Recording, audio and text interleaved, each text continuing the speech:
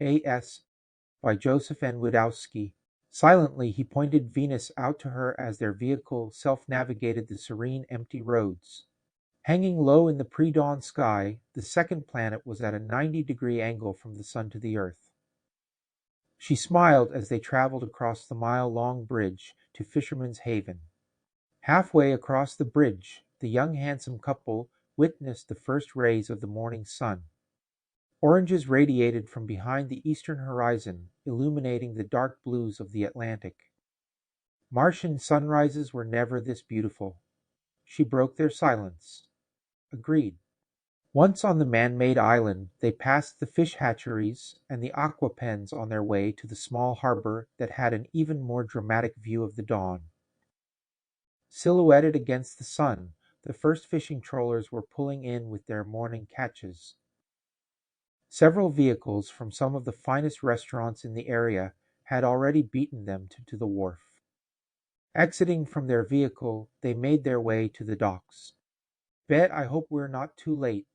She wanted to hasten their pace to the boats. Bête resisted her wanting to rush. He wanted to take in the sounds of their steps upon the wooden planks, the fresh ocean air, and the sensation of the water lapping against the pillars and rocking boats tied alongside. Understanding his desire, she slowed her pace and locked her arm with his. They strolled as a couple, allowing their senses to savor the ambience of the ocean, the harbor, and each other. "The Blues are back from off Florida," she reminded him. "I have a wonderful idea for blues." "At least 3 dozen," she asked. "Sounds good."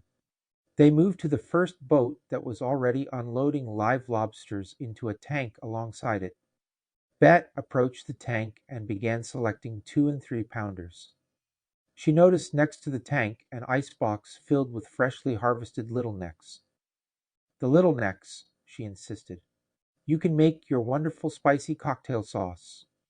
He nodded in agreement and gestured to a boat across from them that was just starting to unload crates of flat-bottomed Picasso-eyed flounders. "Yes," she responded to his nonverbal suggestion. After loading the fresh seafood, they climbed back into their vehicle. Bête gave a voice command to the car. "The farmer's market." The vehicle pulled out of the lot and headed back towards the bridge. He put his arm around her, letting her lean into him. "You know, we could just make our orders online. They can deliver directly to us by aerodrone, before the boats even return to harbor."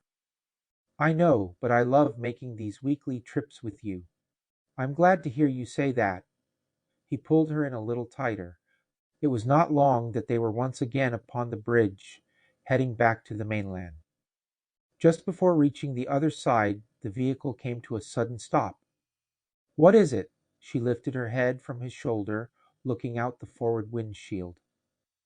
Blocking their way, a truck with simplified Chinese characters on its trailer was jackknifed across the bridge.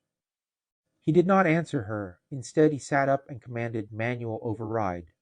A steering column extended before him along with an accelerator and a brake pedal on the floor. He shifted the car into reverse as 2 Asian gunmen appeared from the truck's cab. Forward smoke. The vehicle fired 2 smoke canisters in the direction of the gunmen. Behind them, a second truck pulled across the bridge, blocking their retreat. It had the same Chinese characters written across its trailer.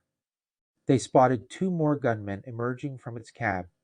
Rear smoke, the car fired 2 more smoke canisters. "How did they find us?" she asked. "Hold on." He shifted the car into drive and turned the wheel hard to the right, running the vehicle off the bridge. They hit the water hard, sinking fast beneath the waves. Midway down, the vehicle stabilized its descent. Its wheels pulled in, replacing them with hydrofoils. On each side of the car, 2 hydrojets emerged. "And you said these modifications were a foolish investment," Bête reminded her. "It cost a third of our bonus," she defended her original objection. "What were the odds they would have tried to ambush us on a bridge?" "You were lucky." "It wasn't luck. We live in Rhode Island." Water was a well-calculated escape option. Using the overhead display projected onto the forward windshield, He navigated the vehicle out to sea and away from danger. An hour later, he had veered the vehicle back towards the shoreline. The vehicle transformed back into a car as it rolled out of the surf onto a beach several miles north of the bridge. "Shall we continue to the farmer's market?" he asked. "They could be waiting for us there too." "True, but I don't want to give up our restaurant. Between that and this vehicle, we do not have much left from our bonus," he answered. She coolly replied, "They clearly found us. Perhaps we should find them." "Find them? There are too many of them." She felt he was not being realistic. It is always just one that controls them. The Dalao band, the big boss. If you knock off one Dalao band, there are always 10 more lined up to replace him. What else can we do? Leave everything we built behind. And what of Veronica? He switched the vehicle to autopilot. The car resumed its pre-programmed destination. Change our identities. Work for Woody? Abandon her? She gave a knee-jerk response. "No, definitely not. She is family. We can't just disappear on her, and I refuse to work for Woody." "She is no longer a child. She can take over the restaurant," he answered. "They are not going to bother her. As long as we are together, I don't care where we are or what we have." She responded by wrapping her arms around him and nestling her head against his chest. She could hear the strong, steady mechanical pumping of his heart. "I really do not want to give up what we have built here. I am tired of them. I am tired of us living in fear of them. Why can't they just let the past remain in the past?" He stared out to the road before them. "It is not in their nature to let go of the past. I think the time has come for us to be proactive." Their vehicle pulled into the farmer's market, parked, and powered down. Within a few minutes, two curious, yet very cautious, Asian men approached their vehicle. The men's outfits were identical, simple, casual, and yet clearly brand new. Their eyes hid behind dark sunglasses and their heads covered by New York Yankee baseball caps, an odd choice for Red Sox territory.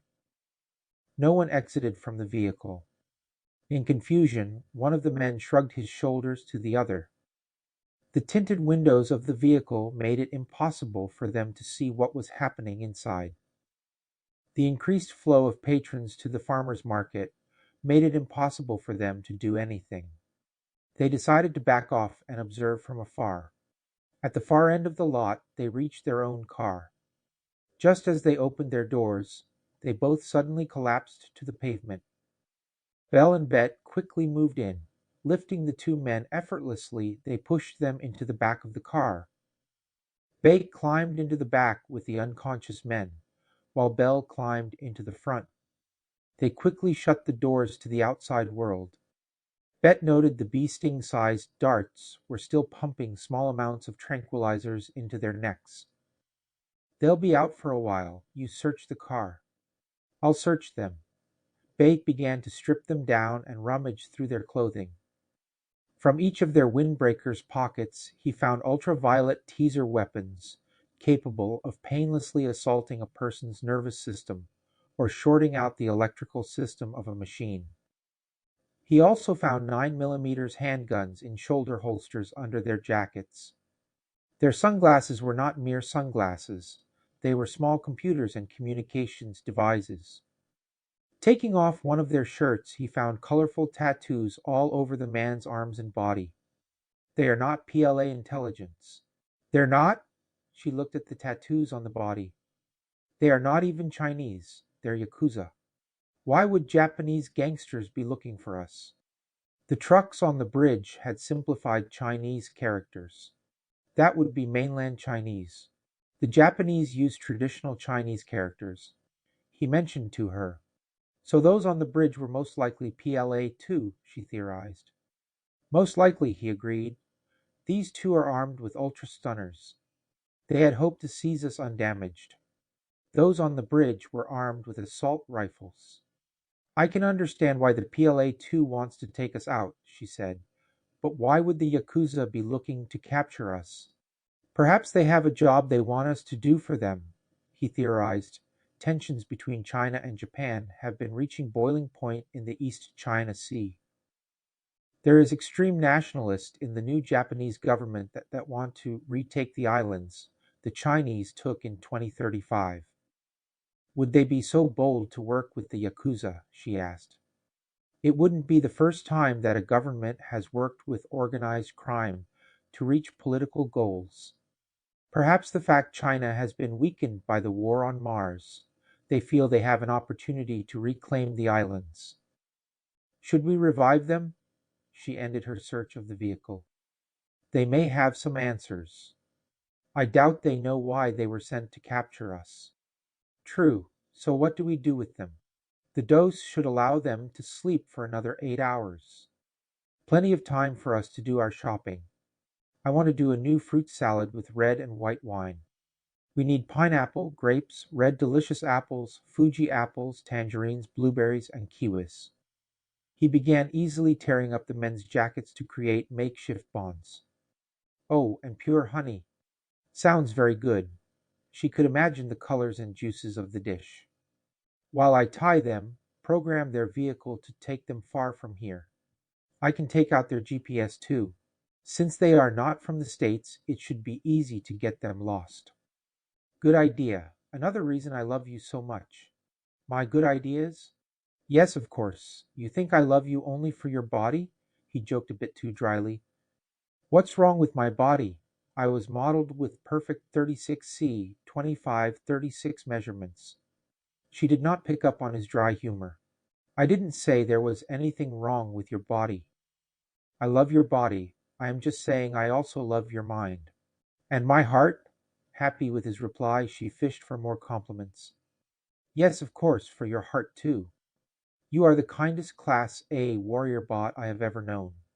He pulled tight on the bonds to make sure the two men were properly restrained. His words touched her deeply as she reprogrammed the vehicle's guidance computer. Finishing the programming, she shorted out the GPS. We need to exit the vehicle now, unless we want to go with them.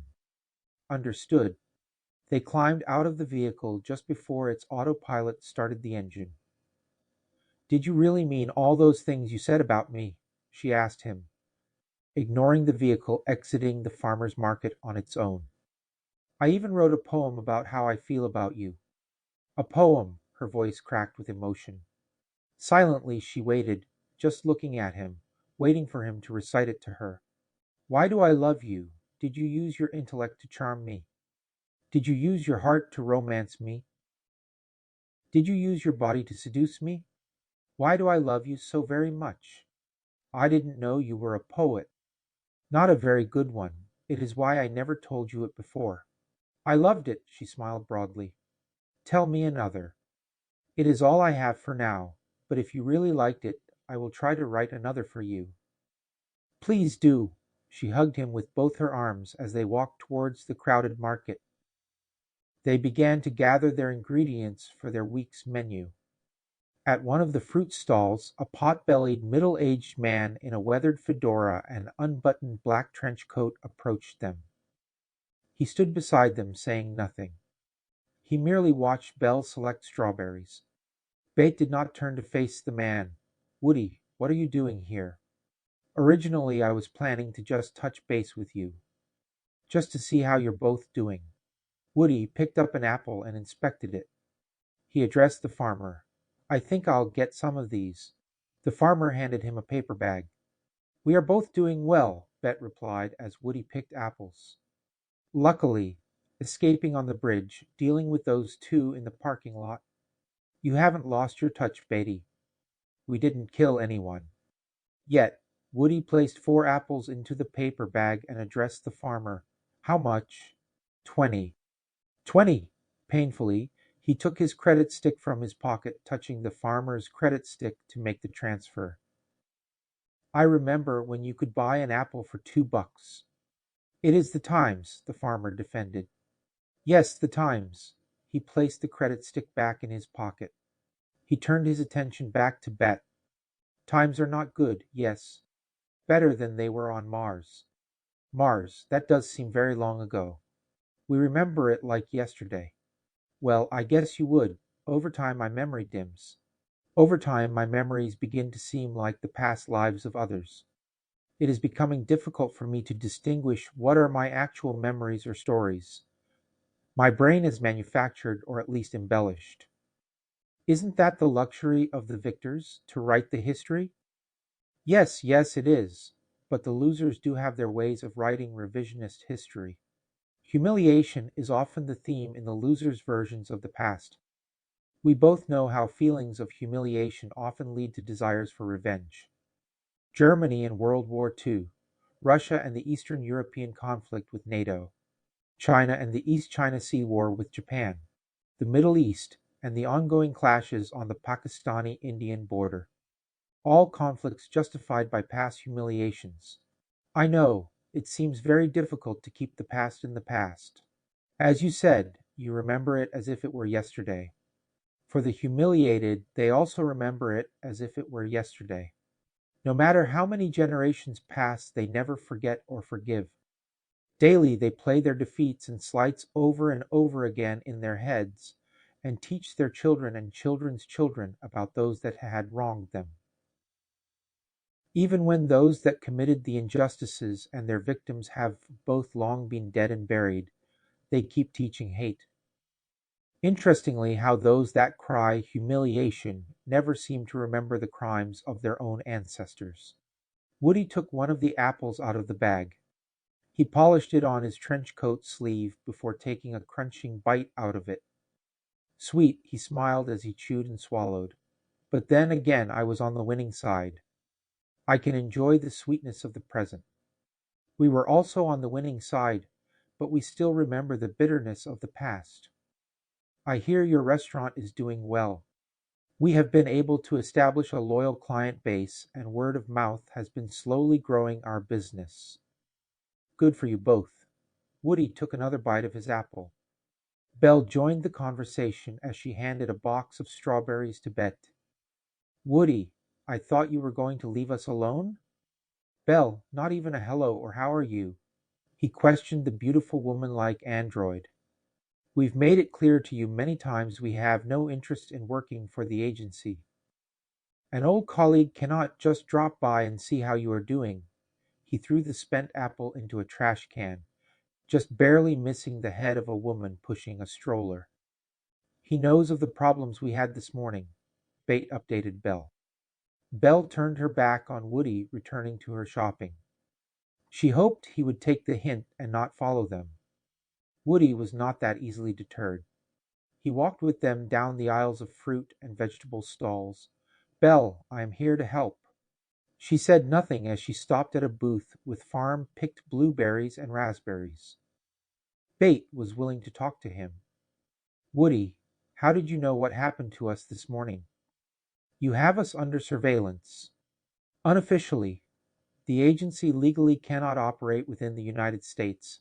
That's the jurisdiction of those lawyers with badges. The FBI. Yeah, well, we have been noting that since their defeat on Mars, the Chinese Communist Party is looking for revenge. They have already eliminated 2 Class B warrior bots. We feared they may be emboldened to try to take you 2 out. You think if they can, they will make another attempt to seize Mars? Bate asked. Mars is the jump-off point to the asteroid belt mining fields. Since the development of the asteroid belt, the mainland Chinese no longer have a monopoly on rare earth elements. Belle turned from her berry picking to enter the conversation. We all know why they want Mars. That still does not explain why you are bothering us now. Like I said, I am here to help. Really, since when does the American government do anything that is not in the interests of the oligarchies that control this nation? I think you are confusing us with the other side, defended Woody. I think you are fooling yourself if you really believe that. The 2 governments are no longer that different from each other. Granted, China may be ruled by only 7 families, and America is ruled by what? A dozen families? We are still ruled by much more than only 12 families. More like professional guilds, government and trade unions, and perhaps a few dozen wealthy corporations. I never knew you to be so political, Belle. Try starting a small business and keeping it from getting shut down by your own government. You cannot help but get political. She turned back to her grocery shopping, which is something I never understood. With all your skills and abilities, why did you choose to open a restaurant? I like cooking. Belle loves food shopping and dealing with customers. Neither of you eat. Woody pointed out the obvious, which is why we opened a restaurant. We can at least get the pleasure of watching our customers enjoy the foods we make for them. Belle finished her purchase of a crate of blueberries and a crate of raspberries. They moved to another vendor. An automated cart now followed them with her purchases. Feeding people is very different than killing them, pointed out Bête. We find it much more rewarding. I can understand that, Woody surprised them with his reply. I am not here to reinstate you, but we are concerned the party is not going to give up trying to capture you. Capture us, they both responded. We have a new source that their intentions are to capture and reverse engineer at least one of you. Woody unemotionally explained. Belle stopped her shopping. She was clearly troubled with this information. Why can't you just deport them? Those on the bridge are at this very moment being deported, but the Chinese government has many attached to their Cultural Affairs Department in their New York embassy. You mean Chinese Secret Service? PLA's second department. It is the most common true vocation of most cultural affairs officers, a kind of open secret between nations. Is that what you are, Woody? A cultural affairs officer? Belle snarly asked as she found a stall of fresh pineapples and kiwis. I do love museums and the ballet, he smiled. Bette realized that Woody would not have met them at the market if the situation was not dire. Is it safe for us to return to the restaurant? As I said, the ones on the bridge we have already apprehended. We actually arrived right as you were making your very dramatic escape. What of the two in the parking lot? They were not PLA-2, they were Yakuzo. Why were they trying to capture us? Bate asked. Actually, they were here to protect you. Protect us? Belle answered in disbelief. The Japanese do not want the party to get a hold of you. You have to remember a lot of your components are Japanese. You are not solely American made. You also have state-of-the-art German, British, and Taiwanese technology. The last thing the Japanese would want is for the Chinese communists to have access to your tech. The Yakuzo are not known for protecting people, Bette pointed out. The Yakuzo will work for whomever pays them, especially if it is in Japanese interests. They are much more nationalistic than you would imagine. So, are we safe to go back to our restaurant? Bette was not satisfied with Woody's answer. For now, but they will try again. Worried Belle looked to Bette. Her worrying only made him more anxious. They were not supposed to feel such emotions, but they did. Woody was counting on their very unique human-like emotions. We really can't help. At what price? Bate knew there was a catch. God helps those that help themselves. The agency is no different. You want us to work for you. Belle did not like what Woody was suggesting. Let's just say we are willing to assist you in finding a solution to your problem. A second East China Sea conflict would not be in our national interests, or the party attempting to make Mars red. Woody smiled at his own pun. Their vehicle pulled into the back of their restaurant. Two service bots came out to unload the groceries. Belle and Bette walked into the kitchen silently, watching the bots putting everything away as they reviewed their day. The bridge, the Yakuzo, Woody. The silence was unexpectedly broken by As Time Goes, by playing from the dining room. They both went into the dining room to discover that the hologram stage had been activated. Dooley Wilson, as Sam in the 1942 film Casablanca, was playing and singing. Their one non-robotic employee was sitting at one of the front tables watching the performance. Veronica, it's your day off. Bette approached the young woman. I got this new holo program. I thought it would go nicely with the ambience of the restaurant. I also got a hold of some love ballads by Dean Martin, Frank Sinatra, and Burt Bacharach. They should attract a romantically inclined clientele. Belle grasped Veronica's intentions. Men on dates usually tip higher. Veronica switched the program to Dean Martin singing Volara. I love this song. Belle took Bette's hand into hers as the Italian-American crooner made her forget their problems of the day. Couples will buy only 2 meals per table. Bête broke the romantic mood. Yes, but they will buy more champagne, and their dates will order more lobsters. We could try one special romantic date night, perhaps Romantic Fridays, Veronica advocated. Yes, fresh cut flowers on the tables, lower lighting, classic romantic holo programs. I think it is a wonderful idea. Belle encouraged Bette to support Veronica's initiative. We can try 1 month of romantic Fridays, Bette finally agreed. The two girls hugged him and kissed his cheeks. Thank you, Bette. I'm confident it will be so successful you'll want to do romantic Saturdays too. Veronica smiled broadly, happy she could contribute more to the restaurant than only taking customers' orders and serving food. Waiting on customers was not such an easy task. It required skills only humans were best suited for. The processing power of domestic commercial bots were still limited to only responding to direct, precise commands. They did not have the artificial intelligence to properly converse with or anticipate the desires of human customers. Even the much more advanced artificial intelligence of military-grade warrior androids still lacked the cognitive skills of a human.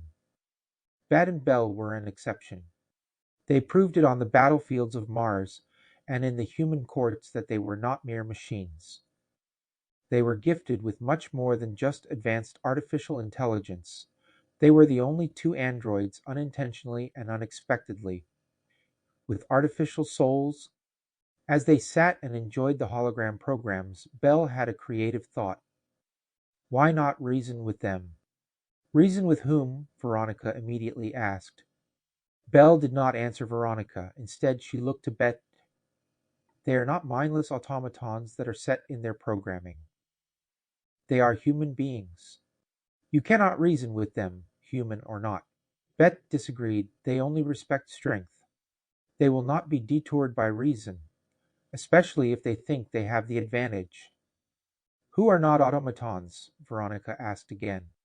Bette looked at the young woman, processing in his mind if he should worry her with what happened to them earlier that morning.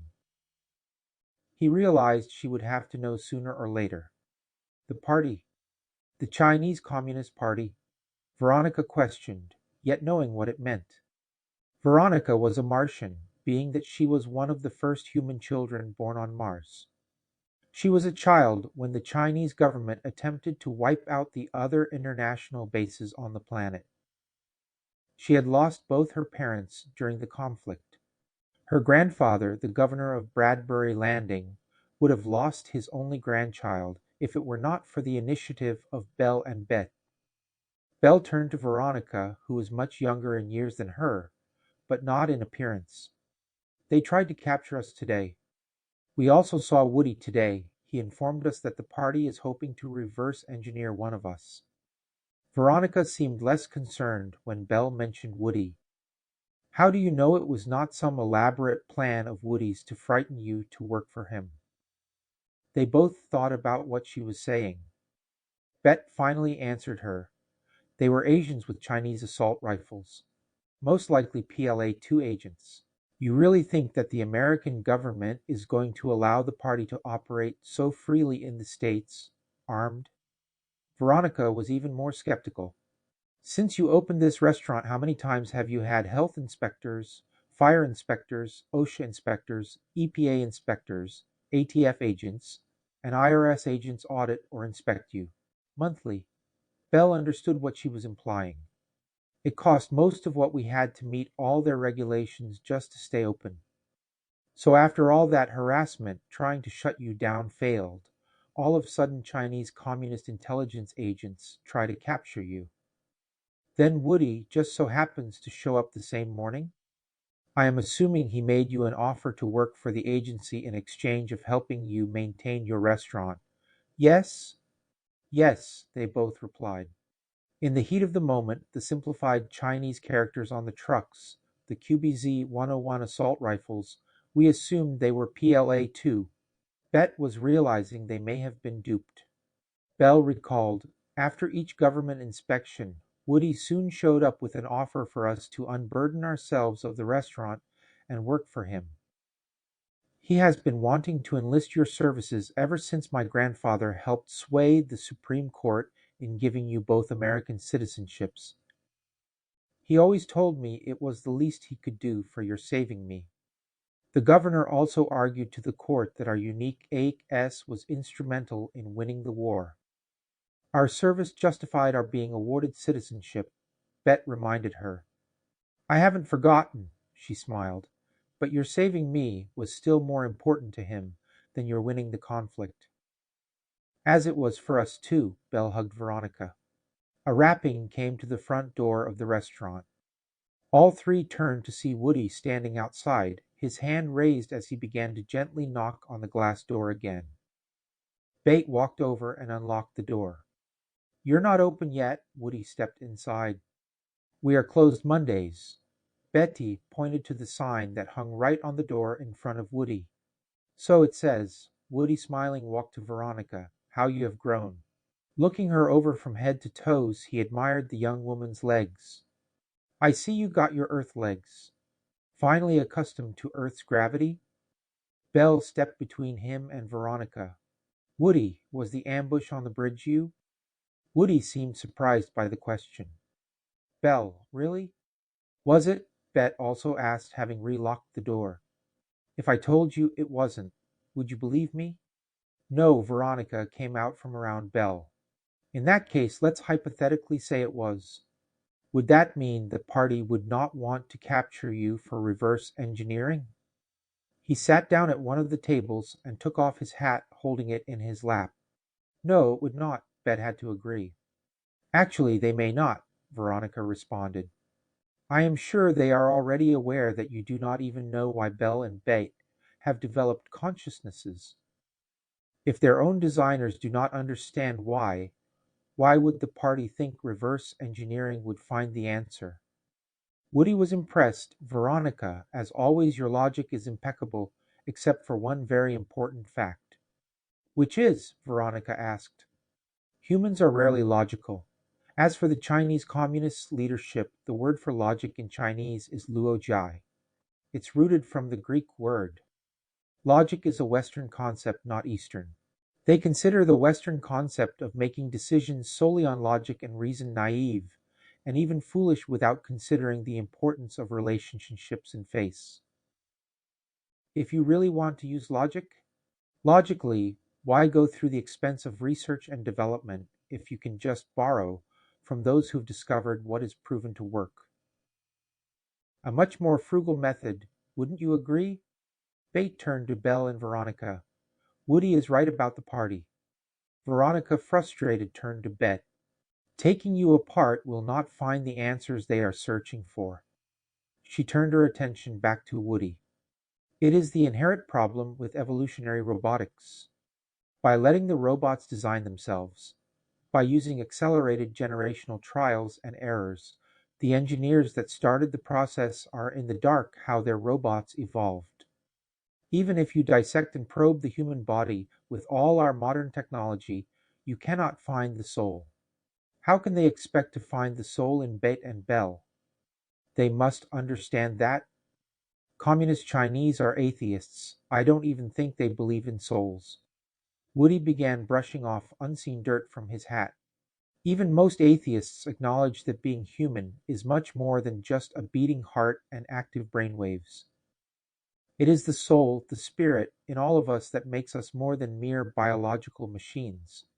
Belle and Bête, more than once, have proven they have that elusive spark that science can still not pinpoint, even in us humans.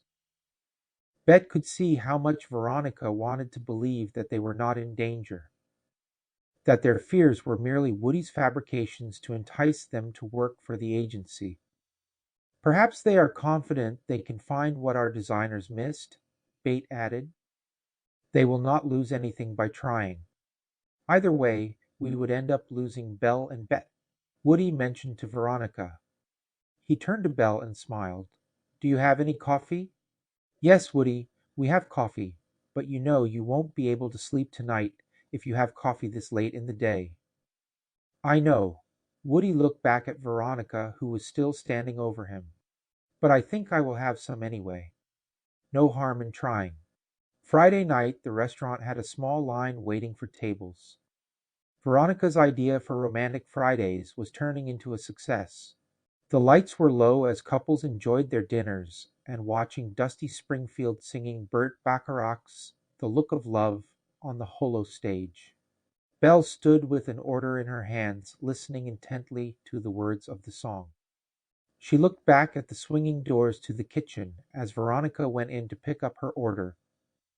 Belle glimpsed at Bête cooking as Dusty sang the words, How long I have waited, waited just to love you. Now that I have found you, you've got the look of love. It's on your face, a look that time can't erase. In between the swings of the door, she caught Bête smiling at her. She smiled back and realized she needed to serve her order. Belle placed the steamed lobsters with melted butter before the middle-aged couple celebrating their wedding anniversary.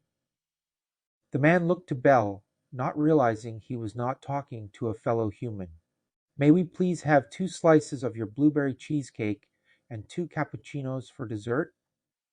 Oh, no cheesecake for me, the wife replied. I have to watch my figure.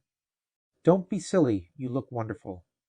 I agree with your husband, Belle replied. You look wonderful, and if I could be so bold, our blueberry cheesecake enriches the soul. I'll just have a taste of his, the wife answered. Oh no, I want all my cheesecake, he turned to Belle. Please bring 2 slices. After 15 years, I know she will end up eating most of mine.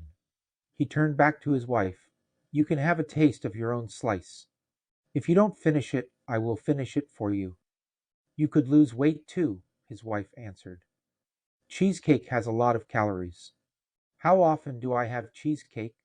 Fine, get 2 slices, she lastly agreed, yet clearly upset that he was unwilling to share his 1 slice with her.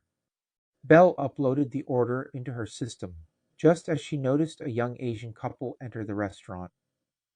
Veronica was showing them to a table that one of the domestic robots had just cleared. She turned her attention back to the table she was serving. I will bring your dessert and cappuccinos after you finish your lobsters. Enjoy your evening and happy anniversary. Belle turned her focus back to the attractive Asian couple. They have had many Asian patrons, but she felt something odd about these 2. They sat at their table, barely looking at their menus, and seemingly more interested in casing their surroundings than enjoying the holo show, more importantly, each other. Belle went to her next table while maintaining a watchful eye on them. Bête had never been busier. He had only the 1 domestic robot to help him in the kitchen. The other robot was helping Belle and Veronica to clear tables and filled the dishwasher.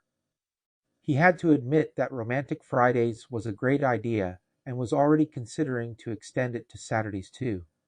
They may even need to hire another human cook and human waitress. Tomatoes, he transmitted processor to processor to his robotic assistant. The machine brought him diced tomatoes that he added on top of the 2 blues. He was frying with white wine, black pepper, butter, garlic, and chives.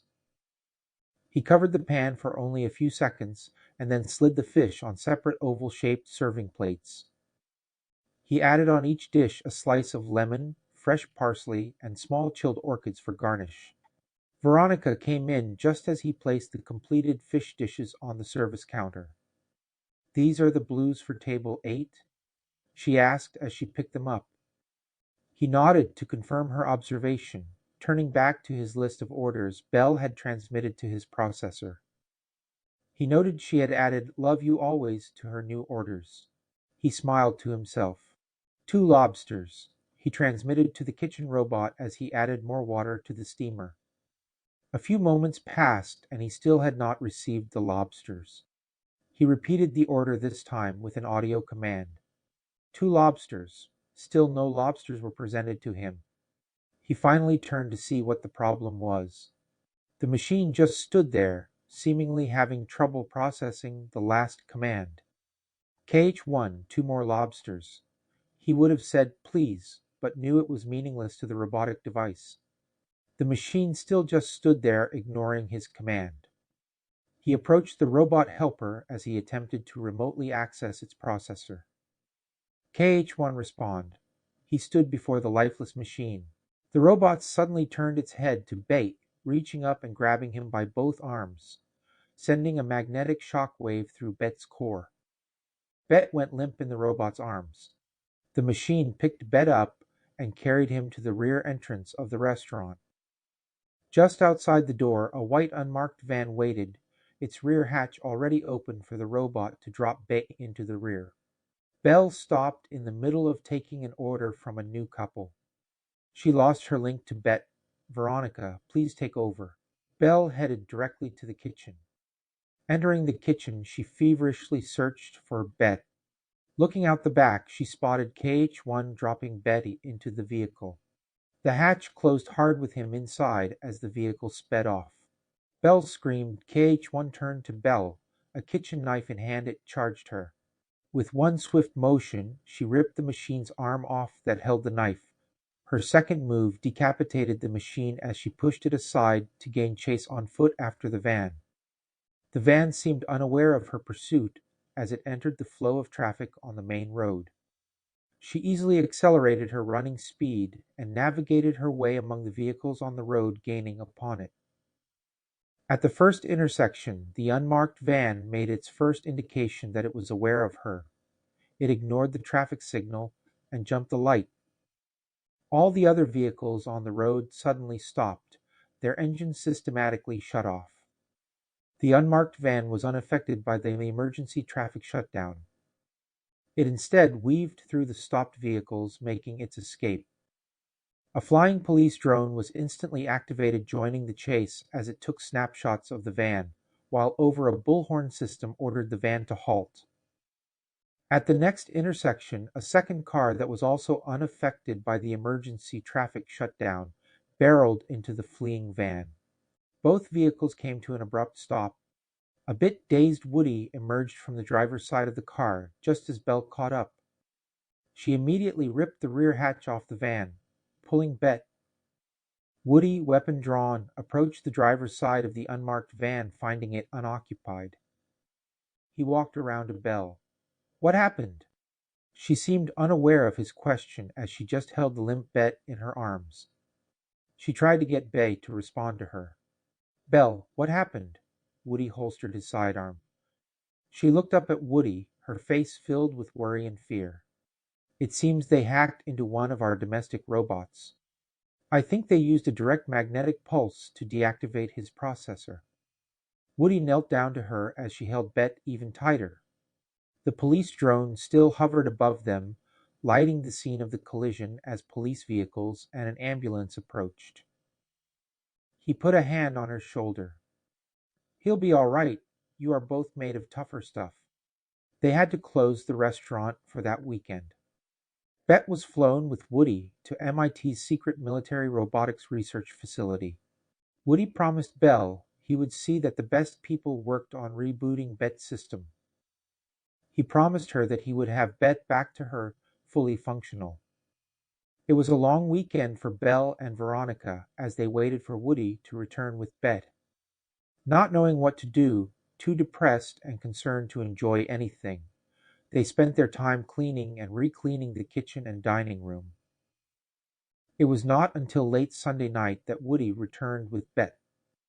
Belle and Veronica both rushed Bête at the front door, kissing him and hugging him. Bête looked as if nothing had happened to him. Hugging and kissing him, they both felt something peculiar, something cold and indifferent.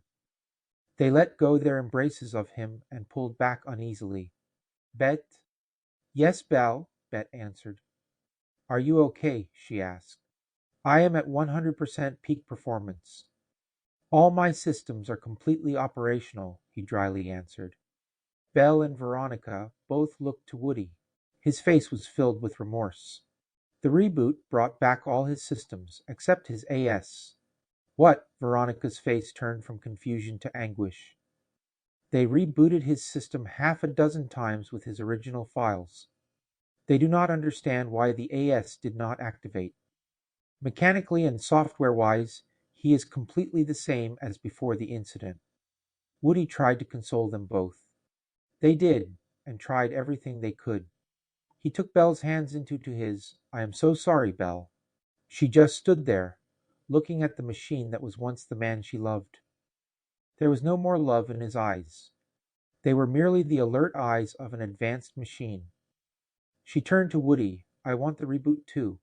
Veronica's heart dropped. Belle, what are you saying? Belle turned to Veronica. I cannot continue on without him. I don't want to continue on without his love. Veronica began to cry. What of my love for you, Belle? I don't want to lose you both.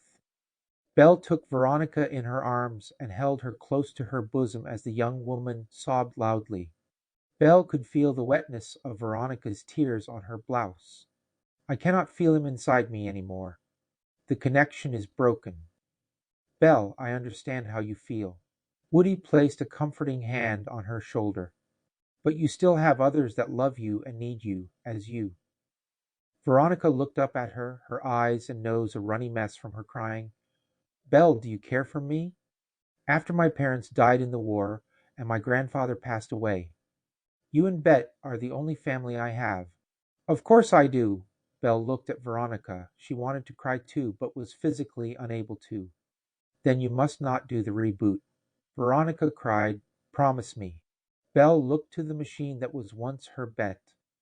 It was clearly unmoved by the emotions expressed before it. Belle looked back at the tearing, sniffling face of the young woman she and Bête, in all practical ways, had adopted as their daughter. She could see in Veronica's eyes the love that was missing in Bête's. I promise. The end.